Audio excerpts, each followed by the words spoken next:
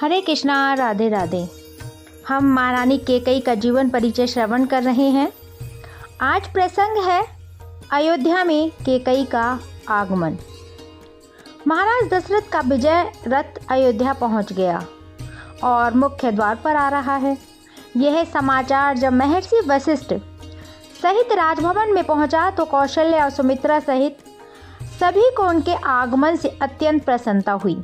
एक पत्नी के लिए युद्ध में गए अपने पति की सकुशल वापसी का समाचार सबसे बड़ा समाचार होता है और यह गमन भी छोटा नहीं था, वर्ष से भी अधिक समय का था। दिग्विजय के लिए गए थे महाराज। नगरवासी और पुरवासियों ने जब राजा के आगमन का समाचार सुना तो वे हर्ष और उल्लास में उनका स्वागत करने के लिए भाग खड़े हुए। अभी महाराज के रथ ने अयोध्या की सीमा को छुआ भी नहीं था कि नगरवासियों में उनका स्वागत करने की होड़ लग गई।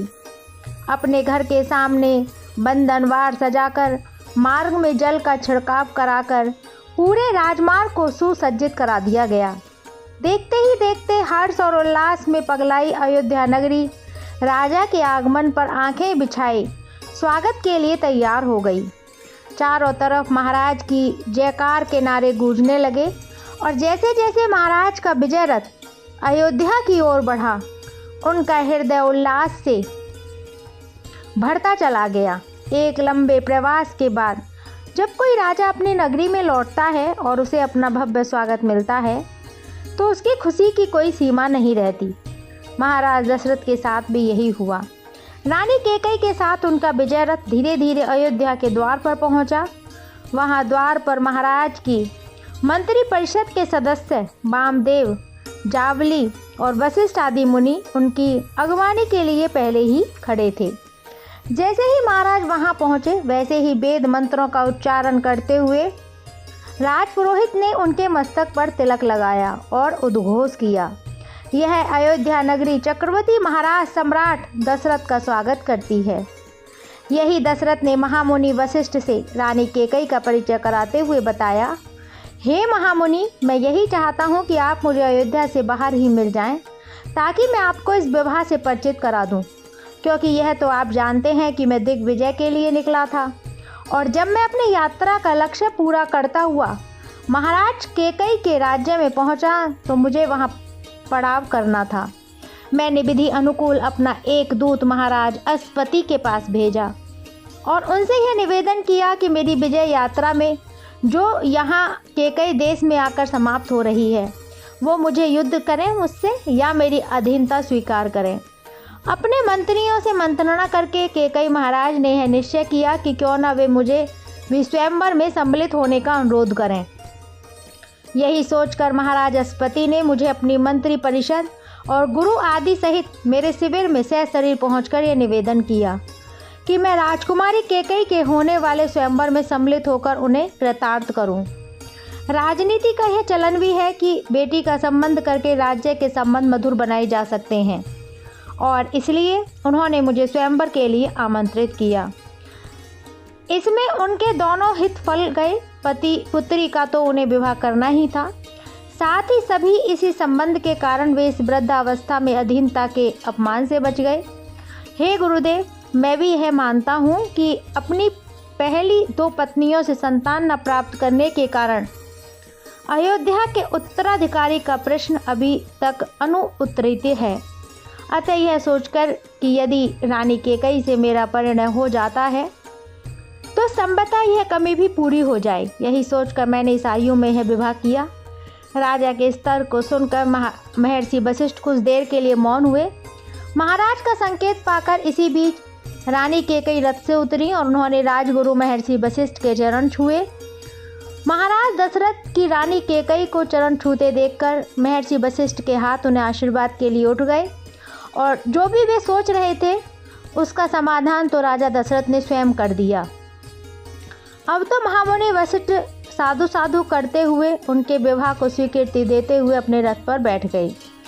राजभवन के मुख्य द्वार पर दोनों रानियां महारानी कौशल्या और सुमित्रा महाराज दशरथ की अगवानी के लिए आरती के थाल के साथ उपस्थित थीं। जो ही महाराज दशरथ का रथ मुख्य द्वार पर रुका रथ से पहले महामुनि वशिष्ठ ही उतरे और रानी कौशल्या को बताया, महाराज केकई नरेश की पुत्री से विवाह करके उसे अपने साथ ला रहे हैं। तुम प्रसन्न मन होकर उनका स्वागत करना।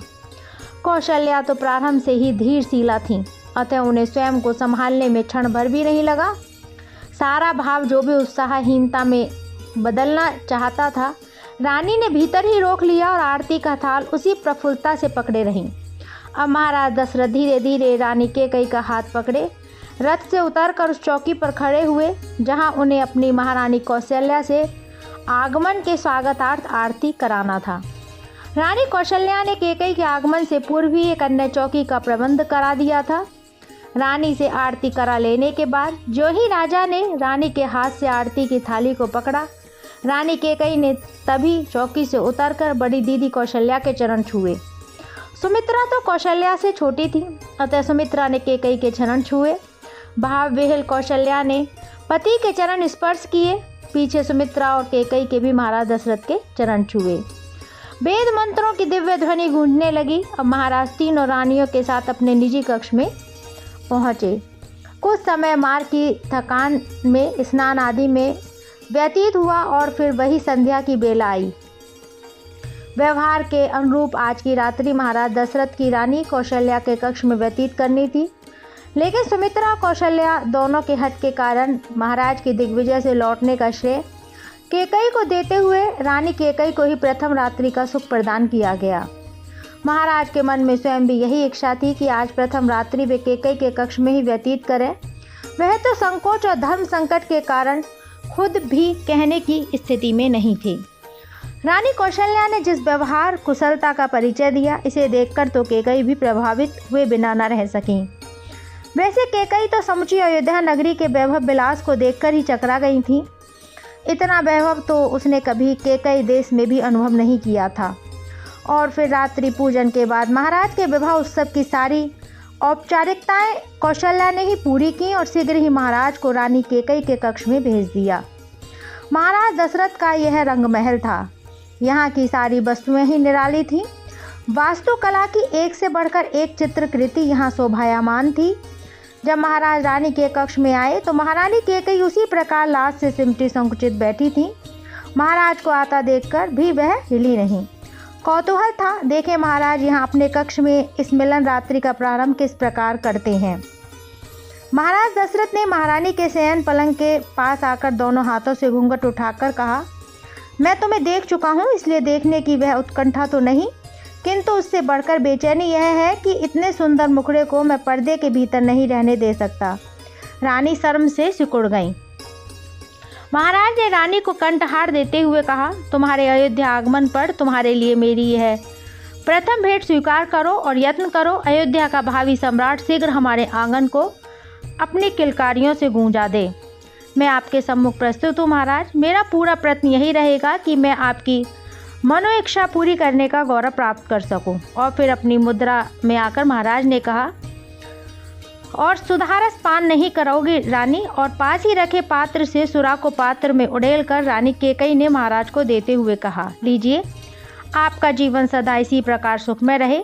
तो तुम इस सुख में साझीदार नहीं बनोगी? मैं तो आपके सभी सुखों और दुखों की सहभागी हूँ महाराज। और महाराज ने यह सुनते ही पात्र रानी के अधरों से लगा दिया। रानी केकई ने जो ही कुछ बूंदें उस अमृत कलश की अपनी हलक के नीचे उतारी, उन्हें लगा इससे बहुत अधिक तीखा प्रभाव है।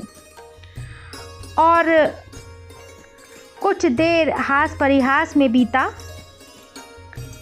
रानी केकई का यह प्रथम सुप्रभात था। उसे यहाँ के विधान का भी कुछ ज्ञान नहीं था, किंतु जो ही रानी उठियों कक्ष से बाहर आईं, सभी परिचारिकाएं सेवा में पूर्व की तरह प्रस्तुत थीं। अपने दैनिक कार्यों से निर्वित रानी ने फिर से कक्ष में आकर महाराज को उठाया। अलसाई महाराज ने देखा सूर्य भगवान प्रांगण में पधार चुके हैं। अरे, यह तो बहुत विलंब हो गया। क्यों, क्या बात हुई? आज प्रथम दिन है, सभी को देवालय में पूजन के लिए जाना है। रानी कौशल्या हमारी प्रतीक्षा में होंगी। नित्य कर्म से शीघ्र निर्वित महाराज रानी केकई के साथ सभा कक्ष में पहुँचे।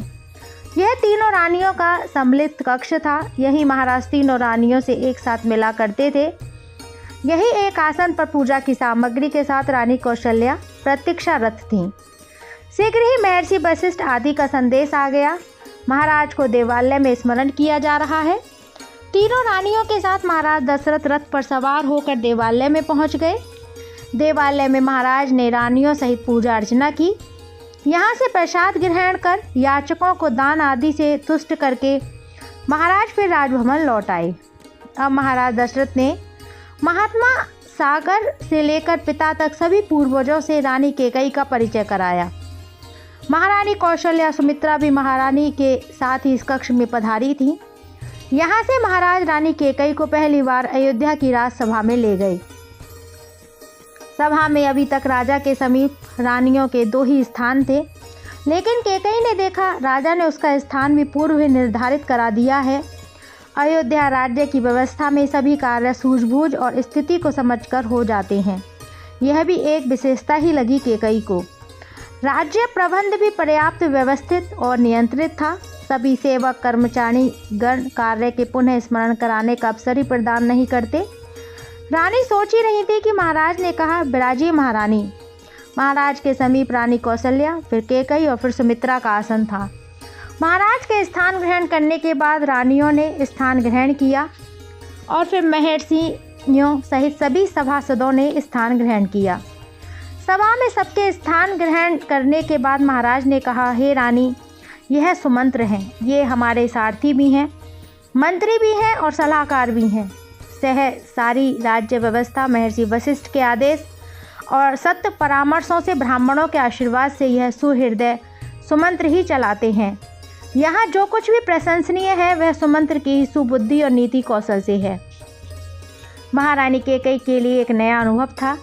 कैकेयी देश में पिता के यहाँ वह एक राजकुमारी थी। हालांकि अपने पिता के राजकार्य में कभी कभी वे परामर्श देती थीं, किंतु बड़े भाई युधाजीत के सक्रिय होने के कारण उसकी भूमिका उतनी प्रबल और मुखर नहीं थी। लेकिन यहाँ उसे यह लगा वास्तव में अयोध्या के उत्तर विकास में उसकी राज्य व्यवस्था ही है। काश कैकेयी देश को भी कोई वशिष्ठ, वामदेव, जावली या सुमंत्र मिल गए होते। यह वास्तव में राज्य की गतिशीलता से प्रभावित हुआ। यह तो पहला दिन था, लेकिन धीरे धीरे कैकेयी ने रहस्य जान लिया कि अयोध्या की यह राज्यसभा राज्य भक्त सभासदों से संपन्न है, चाटुकारिता से नहीं है। वह यह मानती थी कि कोई भी राज्य विद्वान परामर्शदाताओं के कंधों पर ही चलता है और जो राजा चाटुकारों से घिरा रहता है उसका अंत शीघ्र ही हो जाता है। कौशल्या से मिलकर रानी कैकेयी को अत्यंत प्रसन्नता हुई। कौशल्या में उसे एक सहृदय बड़ी बहन की झलक मिली। सुमित्रा आयु में छोटी होने के कारण कैकेयी के स्नेह की पात्र बनी। कितना सुखद हुआ यह सब। रानी कैकेयी को कुछ ही दिनों में अयोध्या अपनी सी लगने लगी। उसे अपना यह जीवन भा गया। प्रारंभ में उसके मन में यह संशय अवश्य उपजा था, सहपत्नियों के साथ निर्वाह कैसे होगा। यूँ भी राजकुमारी कैकेयी महाराज दशरथ से आयु में बहुत अधिक छोटी थी। महाराज के बाधरकर्ण्य ने भी कैकेयी को विचलित किया था। रानी बनने पर कैकेयी ने महाराज के साथ प्रथम मिलन में भी अनुभव कर लिया था। अभी महाराज की क्षमता किसी भी पराक्रमी बलशाली से कम नहीं है। यह पूरी तरह पौरुषवान है। कैकेयी की दूसरी संख्या यहाँ अयोध्या में राज्य सम्मान प्राप्त कर समाप्त हो गई। यहाँ तो सहपत्नी वाली कोई स्थिति ही नहीं है। तीनों ही रानियाँ एक दूसरे के लिए बहन की भांति समर्पित और परस्पर स्नेह करने वाली हैं और महाराज भी तो तीनों का ही सम्मान दृष्टि से करते हैं। यह अवश्य है कि उसकी नारी दृष्टि को यह पहचानते देर नहीं लगी कि महाराज उसके साथ अपना समय बिताने में विशेष रुचि ले रहे हैं। उसे दोनों रानियों से अधिक समय मिलता है। संभवतः नए नए विवाह के कारण भी हो सकता है। यह प्रसंग यहीं विराम लेता है। हरे कृष्णा, राधे राधे।